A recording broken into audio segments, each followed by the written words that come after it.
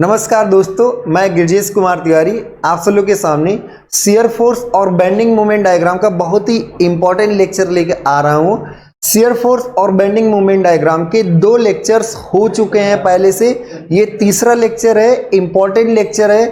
First lecture में हमने shear force और बेंडिंग मोमेंट का बेसिक कॉन्सेप्ट बताया, साइन कन्वेंशंस को बताया कि सैगिंग को पॉजिटिव लेते हैं, हॉगिंग को नेगेटिव लेते हैं। उसके साथ साथ हमने लेफ्ट साइड के अपवर्ड फोर्स को पॉजिटिव लेते हैं, राइट साइड के डाउनवर्ड फोर्स को पॉजिटिव लेते हैं। तो हमने फर्स्ट लेक्चर में आपको साइन कन्वेंशन के बारे में बताया। सेकेंड लेक्चर में शियर फोर्स और लोडिंग और बेंडिंग मोमेंट में क्या रिलेशन होते हैं। किसी भी सेक्शन पर अगर आप जाएं तो बेंडिंग मोमेंट डायग्राम का स्लोप जो होगा, बेंडिंग मोमेंट डायग्राम का स्लोप आपको क्या बताएगा? शियर फोर्स बताएगा। ऐसे शियर फोर्स डायग्राम का नेगेटिव स्लोप जो होगा वो लोडिंग को बताएगा। शियर फोर्स डायग्राम का नेगेटिव स्लोप क्या बताएगा? लोडिंग। तो हमने आपको फर्स्ट और सेकेंड लेक्चर में बेसिक चीजों को बताया। आज के लेक्चर में हम कुछ पुरानी चीजों को रिवाइज करते हुए, जो कि हम ऑलरेडी बीम्स में करा चुके हैं, उसको रिवाइज करते हुए आगे बढ़ेंगे।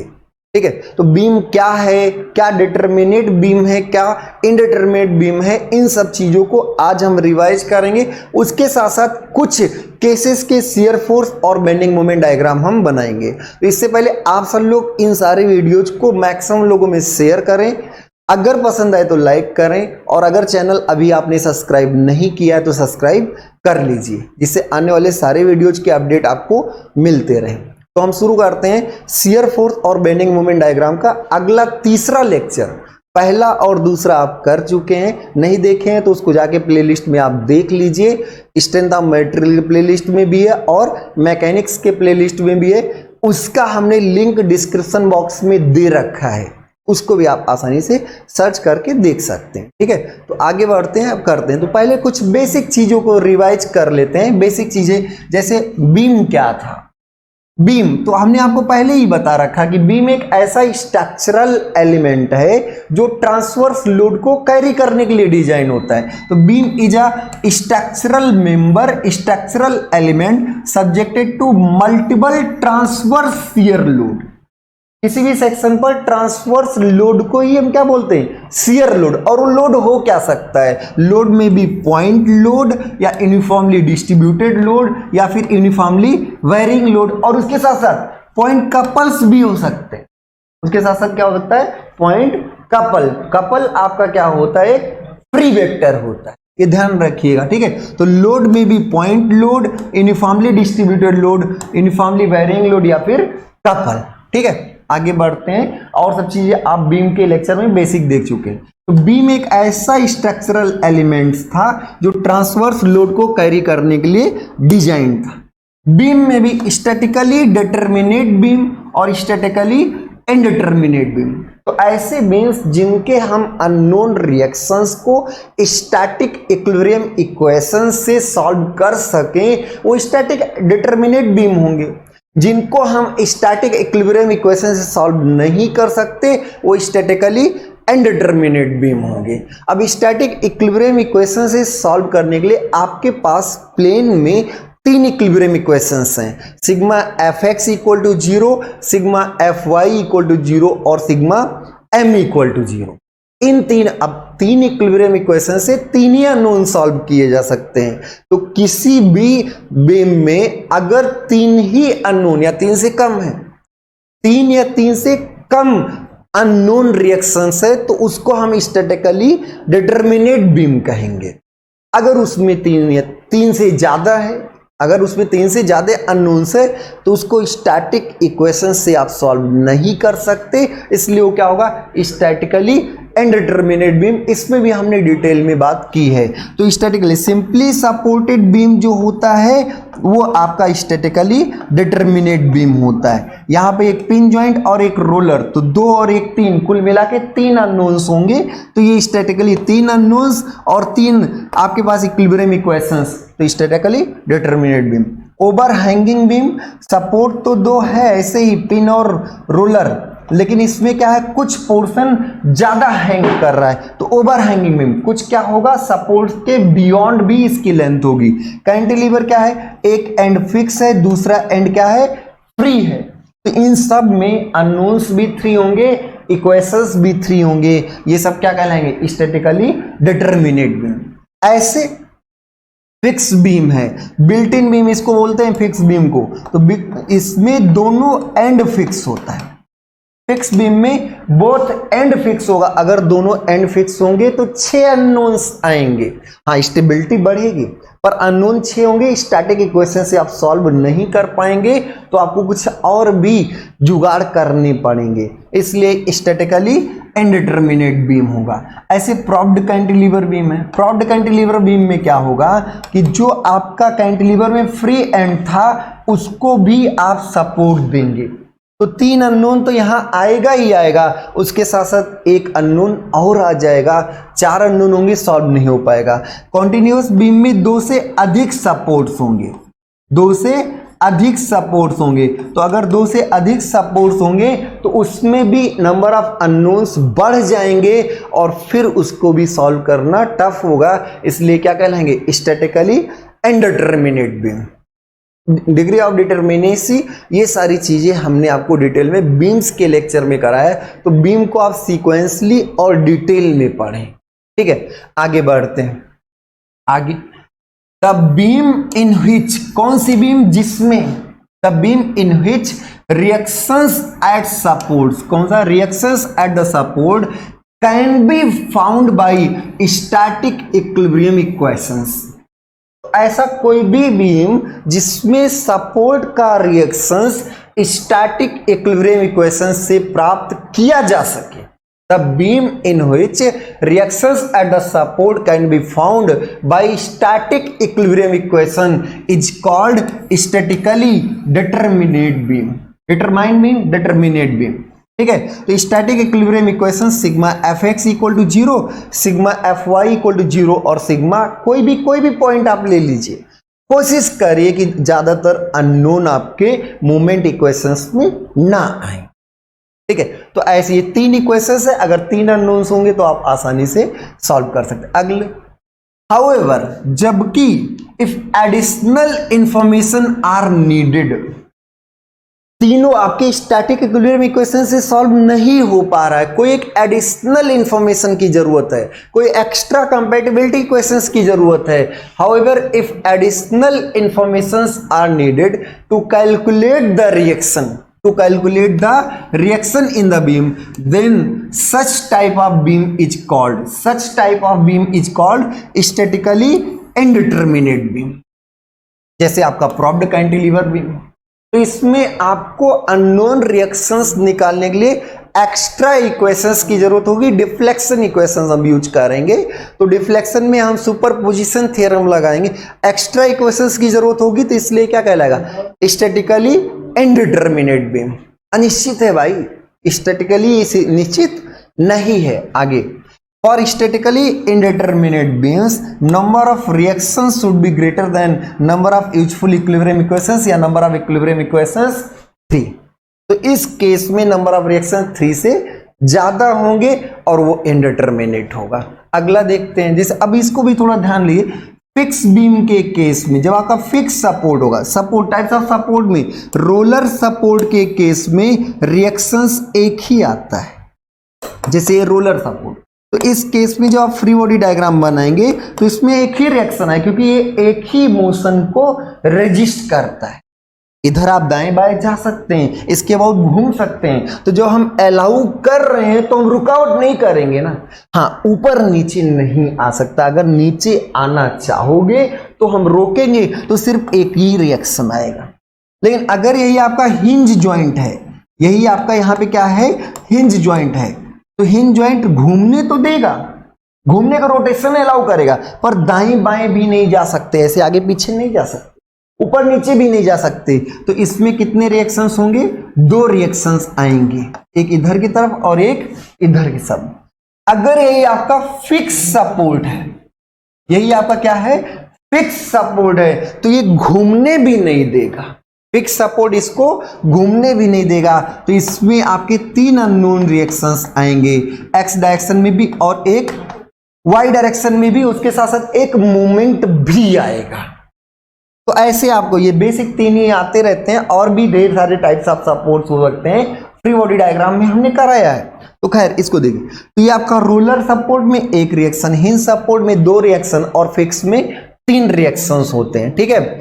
अब यही अगर प्रॉप्ड कैंटिलीवर बीम है, स्टैटिकली इंडिटरमिनेट बीम। अब जैसे ये कैसा बीम है, तो आप कहोगे सर ये आपका कॉन्टिन्यूअस बीम है। क्यों कॉन्टिन्यूअस बीम है?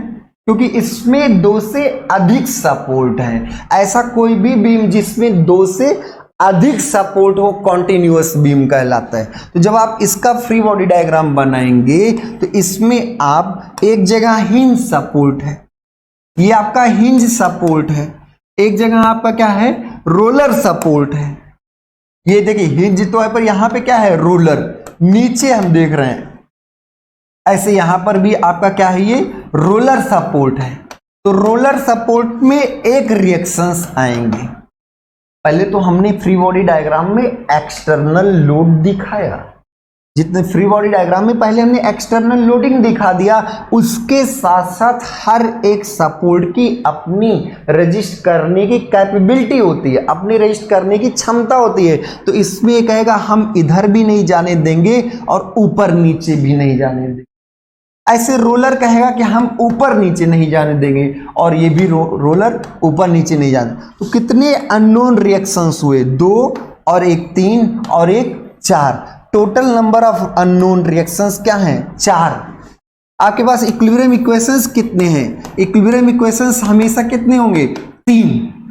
अब 4 अननोन्स, 3 ही आपके पास रिएक्शन, क्या सॉल्व कर पाएंगे, नहीं कर पाएंगे। तो इसको हम स्टैटिक इक्विलिब्रियम इक्वेशन से इसको हम सॉल्व नहीं कर सकते, ये ध्यान रखिए। तो ये क्या कहलाएगा, statically indeterminate beam, statically indeterminate beam. तो कॉन्टिन्यूअस बीम भी आपका स्टैटिकली इंडिटरमिनेट बीम होता है। प्रॉप्ड कैंटिलीवर बीम भी क्या होगा, स्टैटिकली इंडिटरमिनेट बीम होगा, क्योंकि इसके रिएक्शंस को हम equilibrium static equilibrium equation solve नहीं कर सकते। अगला देखते हैं, shear force and bending moment diagram.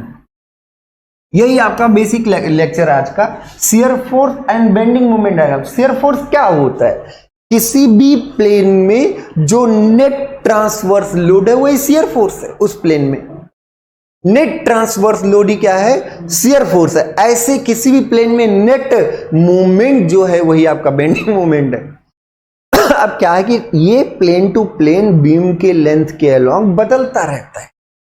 Shear force और बेंडिंग मोमेंट बीम के लेंथ के अलोंग हर एक प्लेन में बदलता रहता है, और जब बदल रहा है तो कहीं ज्यादा होगा कहीं कम होगा। फेल होने के चांसेस कहां ज्यादा होंगे, जहां पर शियर फोर्स या बेंडिंग मोमेंट मैक्सिमम होगा। तो कुछ चीजें क्या होती कि हम पहले से एनालाइज कर लेते हैं कि कहां पर शियर फोर्स या बेंडिंग मोमेंट ज्यादा होगा। जहां ज्यादा होगा, अगर हम उस सेक्शन को ज्यादा मजबूत बनाते हैं, वो सेक्शन नहीं फेल हुआ तो कहीं पर भी सेक्शन आपका फेल नहीं होगा, बशर्ते आप सारा सेक्शन यूनिफॉर्म बनाए हो तब। और कभी कभी हमें यह भी पता होता है कि पूरा सेक्शन यूनिफॉर्म क्यों बनाए, जब कहीं लोडिंग कम है तो वहां सेक्शन आप कम मटेरियल का बना दीजिए, सेक्शन पतला बना दीजिए। जहां पर बेंडिंग मोमेंट ज्यादा है, ज्यादा सहना है उसको, वहां पर आप सेक्शन को मजबूत बना दीजिए। तो ये सारी चीजें एनालिसिस हम कर रहे होते कि बीम पर लोडिंग अगर लगे, कोई पर्टिकुलर लोडिंग लगे, उसके अकॉर्डिंग शियर फोर्स में वेरिएशन क्या होगा, बेंडिंग मोमेंट में वेरिएशन क्या होगा, और उसके रिस्पेक्टिव किस साइज का, किस क्रॉस सेक्शन का आपका बीम होना चाहिए, वो हम सब लोग डिजाइन करते हैं। पसंद तो यही चीज है, क्या है, due to transverse load, shear load, the beam are subjected to variable shear force and variable bending moment। Transverse shear load के कारण, जैसे इसी में देखें, अगर हमने एक पॉइंट लोड लगाया सिंपली सपोर्टेड बीम में, तो यहां पर लोडिंग कुछ और है, यहां पे कुछ और है, इस जगह पर कुछ और है, तो हर जगह लोडिंग अलग अलग है, और लोडिंग अलग अलग तो वेरिएशन हो रहा है। तो हमेशा क्या होता है कि लोडिंग की वजह से हर एक सेक्शन पर शियर फोर्स बदलता रहता है, बेंडिंग मोमेंट बदलता रहता है। हो सकता है किसी केस में ना भी बदले, लेकिन जनरली बदलता है। और ये वेरिएबल अगर है तो लेंथ के अलोंग जो प्लॉटिंग होगी, जो ग्राफ बनेगा, वही क्या कहलाएगा, शियर फोर्स और बेंडिंग मोमेंट डायग्राम। ठीक है, तो वेरिएबल बिटवीन, अब फिर से पढ़ते हैं। Due to transverse shear load the beam are subjected to variable shear force and variable bending moment. Hence अतः क्या होगा, to know the type of variation, type of variation को जानने के लिए, to know the type of variation shear force and bending moment is drawn. इस variation को जानने के लिए शियर फोर्स और बेंडिंग मोमेंट को बनाया जाता है। उससे हम जान पाते हैं कि कहां पर शियर फोर्स मैक्सिमम होगा, कहां पर शियर फोर्स मिनिमम होगा, ये सारी चीजें। फिर उससे भी आगे की, अगर बेंडिंग मोमेंट मैक्सिमम है तो बेंडिंग स्ट्रेस कितना होगा, डिफ्लेक्शन कितना होगा, शियर स्ट्रेस कितना होगा, वो सब एनालिसिस धीरे धीरे स्ट्रेंथ ऑफ मटेरियल में हम करेंगे। तो अभी हम बेसिक जान रहे हैं कि कहां पर कैसा शियर फोर्स होगा, कितना होगा और वेरिएशन उसका कैसा होगा। बाद में हमारा टारगेट होगा कि मैक्सिमम कहां होगा और वो मैक्सिमम कितना मैक्सिमम स्ट्रेस डेवलप करेगा और उसको सहने के लिए किस साइज का हम एरिया बनाएं, किस शेप का हम क्रॉस सेक्शन लें। तो ये सारी बातें हैं, आगे बढ़ते हैं। ये आपको हम पहले भी क्लासिफिकेशन में बता चुके हैं कि लेफ्ट साइड का, बाएं साइड का अपवर्ड पॉजिटिव लेते हैं और दाहिनी साइड का डाउनवर्ड, मींस क्लॉकवाइज मूवमेंट एक तरीके से शियर फोर्स क्या देता है, पॉजिटिव शियर फोर्स देता है। इसका रिवर्स आप समझ लिए कि इतना जितने नीचे होंगे, बाएं साइड नीचे और दाएं साइड जितने ऊपर होंगे, वो आपको क्या देंगे, निगेटिव शियर फोर्स देंगे। ये आपको पता है, हमने पहले भी आपको डिटेल में करा रखा है। तो ये पॉजिटिव हुआ, मतलब बाएं साइड अगर ऊपर है तो पॉजिटिव लिख दो, नीचे है तो निगेटिव लिख दो। आइए, ऐसे हम सैगिंग को पॉजिटिव, जैसे ये घुमाना चाहेगा तो बीम को ऐसे बना देगा। जब बीम ऐसे है तो इधर ऐसे घुमाने पर बीम आपका इस तरह बेंड करेगा, तो इसको हम सैगिंग को क्या लेते हैं, पॉजिटिव बेंडिंग मोमेंट। सैगिंग आपका क्या होता है, पॉजिटिव बेंडिंग मोमेंट। इसका जस्ट इनवर्स हॉगिंग जो होता है, हॉगिंग आपका होता है निगेटिव बेंडिंग मोमेंट। ये आपका क्या होता है, negative bending moment. Sagging positive होगा और हॉगिंग निगेटिव होगा, ये हमने आपको बार बार बता रखा है। अगला बहुत इंपॉर्टेंट लाइन लिखिए, इसको मार्क रखिएगा, important line. Movement about any point uses clockwise and anti clockwise concept for sign. किसी एक पॉइंट के अबाउट अगर हमें मूवमेंट, जैसे बीम है, इस पर रिएक्शंस है, लोडिंग है, ढेर सारी लोडिंग है, यहां पर भी रिएक्शंस है। अब इसके पॉइंट के अबाउट जब मूवमेंट लेंगे तो हमारी इच्छा, हम एंटी क्लॉकवाइज पॉजिटिव ले लें या फिर क्लॉकवाइज पॉजिटिव ले लें, बशर्ते जब क्लॉकवाइज पॉजिटिव लेंगे तो एंटी क्लॉकवाइज निगेटिव होगा और जब आप एंटी क्लॉकवाइज पॉजिटिव लेंगे तो क्लॉकवाइज निगेटिव हो। तो ये सारी चीजें हमें पता है कि इस पॉइंट के अबाउट मूवमेंट लेने पर क्या होगा। तो जब हम किसी पॉइंट के अबाउट मूवमेंट लेते हैं उस समय क्लॉकवाइज या एंटी क्लॉकवाइज कॉन्सेप्ट क्या होता है, साइन के लिए यूज किया जाता है। हाँ, जनरली हम एंटी क्लॉकवाइज को पॉजिटिव लेते हैं और क्लॉकवाइज को निगेटिव। तो movement about any point uses clockwise and anti clockwise concept, जबकि ध्यान रखिए, but bending movement is taken about a section. Bending movement जो होगा वो क्या होगा, किसी एक सेक्शन पर खड़े होके उसके अबाउट लेंगे। तो bending movement is taken about a section and uses sagging and hogging concept for sign. Sagging क्या होगा, पॉजिटिव होगा और हॉगिंग क्या होगा, निगेटिव होगा। और ये भी ध्यान रखिए, अगर बेंडिंग मोमेंट पॉजिटिव है तो वहां पर सैग हो रहा है, अगर बेंडिंग मोमेंट नेगेटिव है तो वहां पर हॉगिंग हो रहा है। ये ध्यान रखिएगा, ठीक है। तो जब हम पॉइंट के अबाउट मूवमेंट लेते, इंपॉर्टेंट लाइन थी, किसी पॉइंट के अबाउट मूवमेंट क्लॉकवाइज या एंटी क्लॉकवाइज कॉन्सेप्ट आएगा। जब बेंडिंग मोमेंट लेंगे वो सेक्शन के अबाउट लेते हैं, सैगिंग का सारा कॉन्सेप्ट पॉजिटिव और हॉगिंग का सारा कॉन्सेप्ट नेगेटिव। चलिए तो आगे बढ़ते हैं। शियर फोर्स, ये भी सारी इंपॉर्टेंट लाइन है, अपने आप में ऑब्जेक्टिव क्वेश्चंस है, एक एक लाइन ऑब्जेक्टिव क्वेश्चन है, पढ़िएगा। Shear force at any section, कोई बीम है, बड़ी सी बीम है, खूब लोडिंग है, कुछ भी हो रहा है, ढेर सारे लोग, एक ट्रक चढ़ा है, 2-4 बस हैं, उसके ऊपर 2-4 मान लो डबल डेकर है, तो ट्रेन भी चढ़ी हो, सब लोग ऐसे को दबाए जा रहे हैं। अब हम किसी भी सेक्शन पर अगर शियर फोर्स पूछे, इस बीम के इस सेक्शन पर, आप भी खड़े हो गए, चलो यहां पर इस बीम के इस सेक्शन पर अगर शियर फोर्स पूछे तो चाहे दाएं वाले से पूछे चाहे बाएं वाले से पूछे, आंसर सेम आएगा। तो ऐसा नहीं, बशर्ते ध्यान रखना है कि साइन कन्वेंशन ध्यान रखना है कि बाएं साइड के सारे अपवर्ड आपके पॉजिटिव होते हैं और दाहिने साइड के सारे डाउनवर्ड पॉजिटिव। इस अगर इस चीज को हम ध्यान में रखते हुए इस सेक्शन पर चाहे दाहिने साइड का नेट रिजल्टेंट ट्रांसवर्स लोड लें और चाहे इस साइड का लें, दोनों सेम आता है। तो shear force at any section is equal to the algebraic sum of vertical forces either the left side और right side. algebraic sum of the vertical forces either the left side or right side of the section। तो section की चाहे left side चाहे right side किसी भी तरीके से आप निकालें, वो उसके नेट ट्रांसवर्स फोर्स का क्या होता है, एल्जेब्रिक सम होता है। ऐसे बेंडिंग मोमेंट, तो bending moment at any section, किसी भी सेक्शन पर bending moment at any section is equal to the algebraic sum of all movement produced by, किसके द्वारा प्रोड्यूस किया हो, individual transverse load either left side either right side, या तो left side या तो राइट साइड। तो किसी भी तरीके से आप किधर भी देख के आंसर कर सकते हैं, बशर्ते कोशिश करें कि जिधर आसानी से चीजें निकल जाए। चाहे आप बाएं साइड को देखोगे नेट वही आएगा, दाएं साइड को देखोगे नेट वही आएगा, जिधर से आसान पड़े उधर से करें। बात समझ में आ रही? चलिए तो आगे बढ़ते हैं।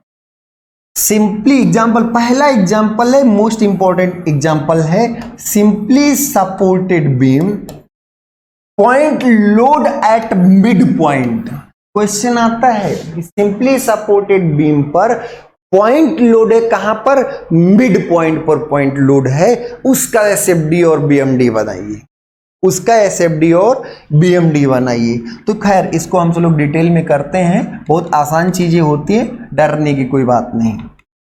ये आपका एक सिंपली सपोर्टेड बीम है, ये आपका क्या है, एक सिंपली सपोर्टेड बीम है।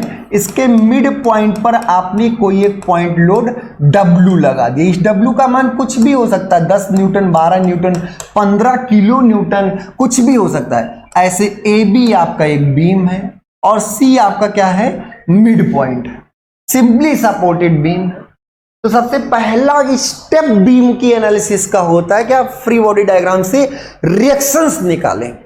बिना रिएक्शन के आपका काम नहीं चलेगा, ध्यान रखिएगा। तो हम इसका सर बगल में यहीं पर आपने क्या बनाया, फ्री बॉडी डायग्राम। जब आप फ्री बॉडी डायग्राम बनाओगे तो अपवर्ड यहां पे दो रिएक्शंस आएंगे, एक हॉरिजॉन्टल और एक अपवर्ड। अपवर्ड होगा AY होगा और हॉरिजॉन्टल क्या होगा, AX होगा। ऐसे यहां पर आप देखिए भी, आप ऐसे लिखिए, जो पॉइंट रहे उसी का Y और X रखिए, ऐसे यहां VY होगा। तो अगर हम देखिए कोई भी पिन जॉइंट है, दो रिएक्शन आना तय, पिन जॉइंट है तो दो रिएक्शन आएगा, रोलर सपोर्ट है तो एक रिएक्शन आएगा। अब दो रिएक्शंस आपका X डायरेक्शन में एक आएगा और एक Y डायरेक्शन में। ऐसे B पर आपका Y डायरेक्शन में ही केवल आएगा, रोलर है, लोडिंग आपकी W है। अब इसमें इक्विलिब्रियम इक्वेशन से सिग्मा Fx इक्वल टू 0 लिखें तो तुरंत AX क्या हो जाएगा, 0, क्योंकि X डायरेक्शन में इधर की तरफ केवल AX लग ही रहा है, तो net AX equal to 0। Sigma Fy जब आप करेंगे और इसमें तुरंत आप अपवर्ड को पॉजिटिव मान, तो ए वाई ऊपर है, हाँ है, ए एक्स हमारा कोई कंपोनेंट नहीं, माइनस डब्ल्यू क्यू क्योंकि नीचे की ओर है, और plus B Y equal to 0। ऐसे अगर हम ए के अबाउट मूवमेंट ले लें तो sigma M A equal to 0 जब आप लेंगे, एंटी क्लॉकवाइज आपका क्या होगा, पॉजिटिव। उस सिचुएशन में बी वाई इंटू एल, क्योंकि इसी के अबाउट ले रहे हैं, ए एक्स और ए वाई 0, कोई मूवमेंट नहीं, ऐसे B Y into L minus W Q, minus W क्योंकि ये क्लॉकवाइज घुमाएगा, डब्ल्यू क्लॉकवाइज घुमाएगा और बी वाई एंटी क्लॉकवाइज। तो डब्ल्यू इंटू ये दूरी क्या है, मिड पॉइंट आपने बोला है, तो मिड पॉइंट बोला तो W into L by 2 equal to 0। अब ये बी वाई यहां से आप देखोगे तो बी वाई इक्वल टू आएगा डब्ल्यू बाई 2, ऐसे ए वाई बी आपका क्या आएगा, डब्ल्यू बाई 2। और ऐसे भी अगर बहुत फास्ट स्पीड में करना है, अरे डब्ल्यू बीच में है, दोनों तरफ आधा आधा होगा, यहां डब्ल्यू बाई 2 यहां बाई डब्ल्यू, एक बेसिक हम करा रहे हैं और कोई इसका जरूरत नहीं है, तो यहां डब्ल्यू बाई 2 यहां डब्ल्यू बाई 2। अब आप फाइनल समझिएगा इसको, बाद में, अभी बाद में देखिए, एक आपके पास बीम है जिस पर बीच में लोड डब्ल्यू है, बीच में लोड डब्ल्यू है, यहां पर लोड आपका रिएक्शन डब्ल्यू बाई 2 आया, यहां पर रिएक्शन आपका आया डब्ल्यू बाई 2। बस इतनी सी बीम है, बस और कुछ नहीं। हमारा ये बीम है, इधर डब्ल्यू बाई 2 रिएक्शन, इधर डब्ल्यू बाई 2 रिएक्शन, और डब्ल्यू एकदम बीचों बीच में। अब हम आपसे कहें कि भैया इसका शियर फोर्स डायग्राम बनाओ, तो शियर फोर्स डायग्राम जस्ट नीचे बनाए ज्यादा अच्छा रहता है। यहां पर आपने क्या लिखा, शियर फोर्स, इस वाले एक्सिस शियर फोर्स डायग्राम में जो आपका वाई एक्सिस होगा, ऑर्डिनेट एक्सिस होगा, वो आपका V X plus shear force होगा, और एक्स एक्सिस पर क्या होगा, लेंथ, एफसीसा होगा, एफसीसा क्या होगा, लेंथ। तो आप चलिए भाई ये हो गया। हम अगर एकदम किनारे वाले पर ही पूछें तो एकदम किनारे वाले पे डब्ल्यू बाई 2 लग रहा है, एकदम किनारे वाले से पूछें क्या हल है भाई, तो कहा कि डब्ल्यू बाई 2 लग रहा है ऊपर की तरफ, तो बाएं साइड ऊपर पॉजिटिव होता है, डब्ल्यू बाई 2 तुरंत यहां पर पॉजिटिव। इसके आगे इससे पूछें तो चाहे उधर से निकालो चाहे इधर से निकालो, अगर इससे आगे इधर से ही निकालते तो अपवर्ड क्या होता है, पॉजिटिव।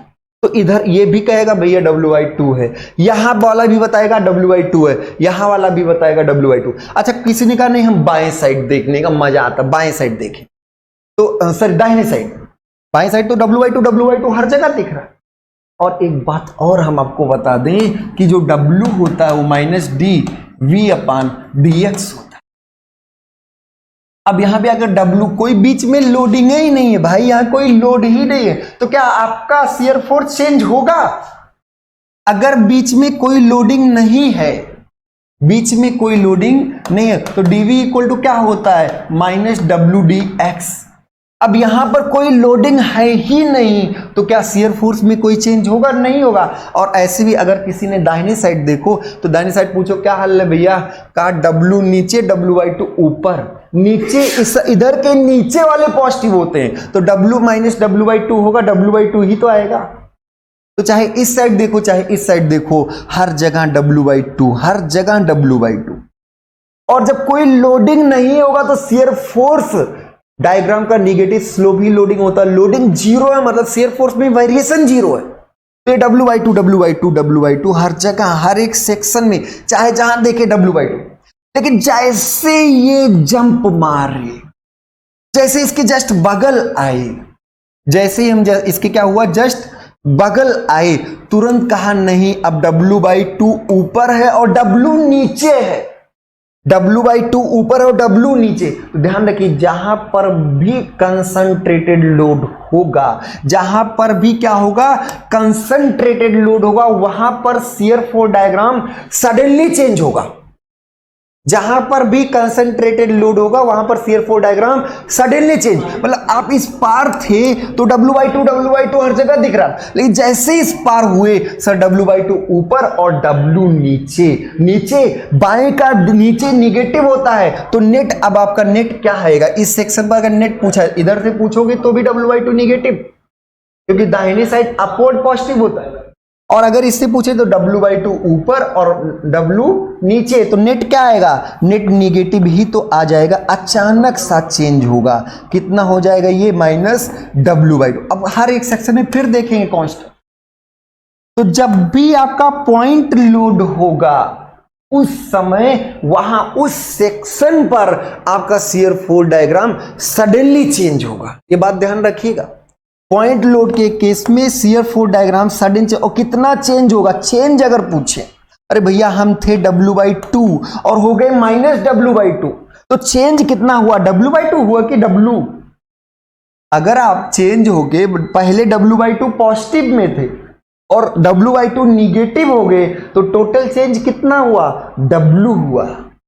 चेंज क्या होगा, फाइनल माइनस इनिशियल। हाँ पता है कि घटेगा, पता है हमें क्या है कि घट रहा है, क्योंकि आप पहले पॉजिटिव थे अब निगेटिव हो गए, लेकिन टोटल चेंज कंसंट्रेटेड लोड के बराबर होगा। तो दो इंपॉर्टेंट बातें, जहां भी कंसंट्रेटेड लोड होगा वहां पर shear force diagram suddenly change होगा, और कितना चेंज होगा, उस कंसंट्रेटेड लोड के बराबर चेंज होगा, उस कंसंट्रेटेड लोड के बराबर। तो ये जो चेंज है ये चेंज W के बराबर होगा, क्योंकि W/2 ऊपर और W/2 नीचे।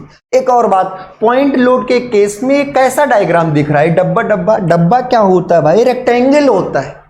डब्बा क्या है, रेक्टेंगल, आयत जैसा दिख रहा है।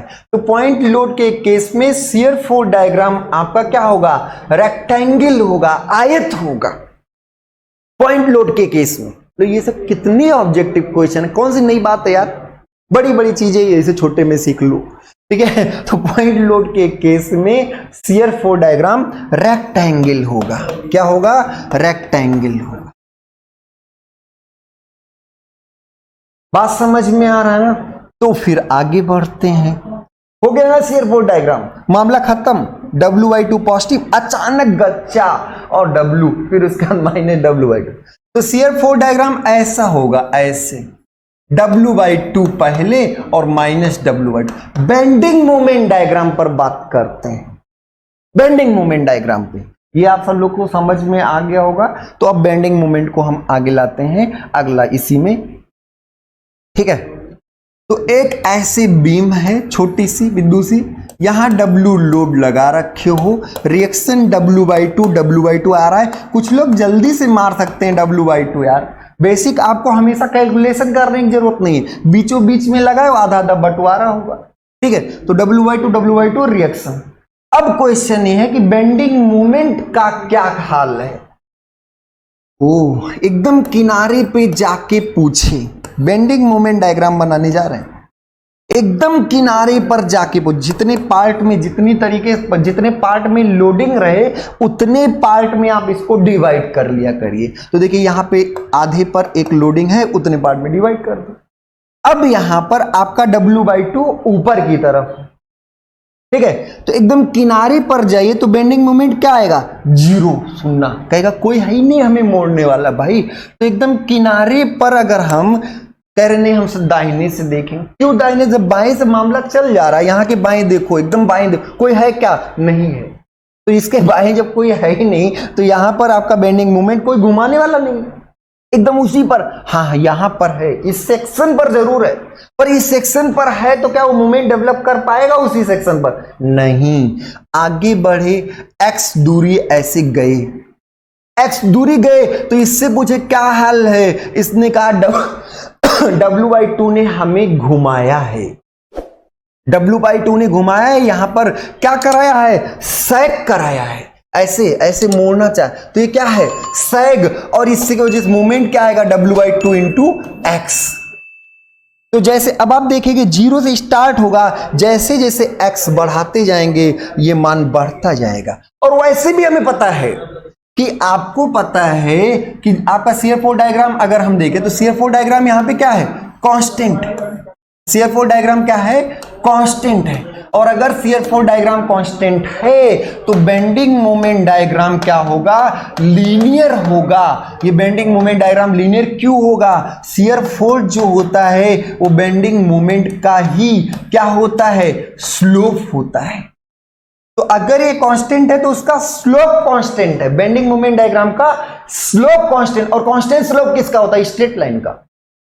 कांस्टेंट स्लोप किसका होता है? तो स्ट्रेट लाइन का। तो ऐसे बढ़ते बढ़ते बढ़ते बढ़ते बढ़ते बढ़ते, अब ये वैल्यू कितनी होगी? कोई पूछे ये वैल्यू कितनी होगी, तो ऐसे यहां खड़े होके पूछ लो। तो इस साइड पूछे तो W/2 into L/4, W/2 into L/2, L/2। तो W/2 इंटू L/2 करोगे क्या आएगा? WL/4, WL/4। कोई कहे नहीं हम इसके एरिया से बता देंगे। अरे भैया इसका एरिया भी, ये W/2 है और ये क्या है? L/2।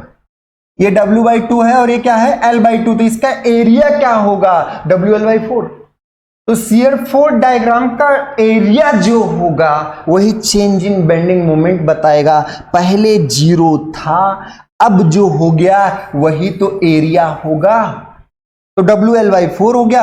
आगे देखेंगे फिर ये ऐसे लीनियर ऐसे घटेगा। क्यों? क्योंकि ये तो कहेगा हम तो भाई बढ़ाएंगे, हम सेक कराएंगे, ये कहेगा नहीं हम हॉक कराएंगे। अगर इस सेक्शन पर हम खड़े होकर बात पूछे का हो का हाल है, तो इसने कहा है कि ये W/2 तो सेक कराना चाहता है, W हॉक कराना चाहता, तो घटेगा और फिर लीनियरली घटेगा और घट के कितना हो जाएगा? 0 हो जाएगा। तो अब इसका शेप कैसा है? इसका शेप कैसा है? ट्रायंगल। इसका शेप कैसा है? ट्रायंगल। इसका शेप आपका क्या है? ट्रायंगल। तो उस पॉइंट लोड के केस में SFD आपका रेक्टेंगल होगा और BMD आपका ट्रायंगल होगा। वो भी किसके लिए? वो भी किसके लिए? वो भी होगा सिंपली सपोर्टेड बीम के लिए। खैर कैंटिलीवर के लिए भी बात ये सही है। तो पॉइंट लोड के केस में SFD आपका रेक्टेंगल मतलब कांस्टेंट वैल्यू और BMD आपकी लीनियर, मतलब लीनियर का मतलब कि आपका ट्रायंगल शेप का होगा। ये बात आप रट लेंगे सब कुछ। बेंडिंग मोमेंट डायग्राम का स्लोप, अब जैसे यहां पर इसका स्लोप अगर हम निकाल लें तो जस्ट आप वहां पर उस सेक्शन पर वहां पर बेंडिंग मोमेंट की वैल्यू बता सकते हैं। समझ में आ रहा है ना? ठीक है। तो अभी हमने सिंपली सपोर्टेड बीम का एक हमने सिंपल सा केस किया कि अगर कंसंट्रेटेड लोड वो भी मिड सेक्शन पर हो, अगर इधर उधर होगा बात बदल जाएगी। अगर कंसंट्रेटेड लोड मिड सेक्शन पर हो तो उस सिचुएशन में आपका SFD और BMD कैसा होगा? SFD आपका रेक्टेंगल और BMD ट्रायंगल था। और भी आने वाले समय में हम ढेर सारे केसेस करेंगे, इससे रिलेटेड बहुत क्वेश्चंस भी करेंगे। इतने ढेर सारे क्वेश्चंस होंगे, आप सब लोग क्या करें कि सभी लोगों तक शेयर करते रहें। सारी वीडियोज फ्री हैं, जो वीडियो अपलोड हो गई वो हटाई नहीं जाएंगी। तो आप सब लोग मैक्सिमम लोगों तक शेयर करें, सब कोई सीख सके। और उसके साथ अगर पसंद आए वीडियो तो आप सब लोग लाइक करें। चैनल को अगर सब्सक्राइब नहीं किया तो अभी सब्सक्राइब कर लीजिए। टेलीग्राम चैनल पर भी हम हैं, उसको आप ज्वाइन कर सकते हैं, उसका डिस्क्रिप्शन बॉक्स में लिंक दिया हुआ है। प्लेलिस्ट के लिंक्स आपके डिस्क्रिप्शन बॉक्स में दिए हुए हैं। तो सारी चीजें आप दी हैं। उसके साथ साथ आपको हम फिर मिलते हैं सुबह 7:30 बजे अगली क्लास के साथ। आज के लिए इतना ही, बहुत बहुत धन्यवाद।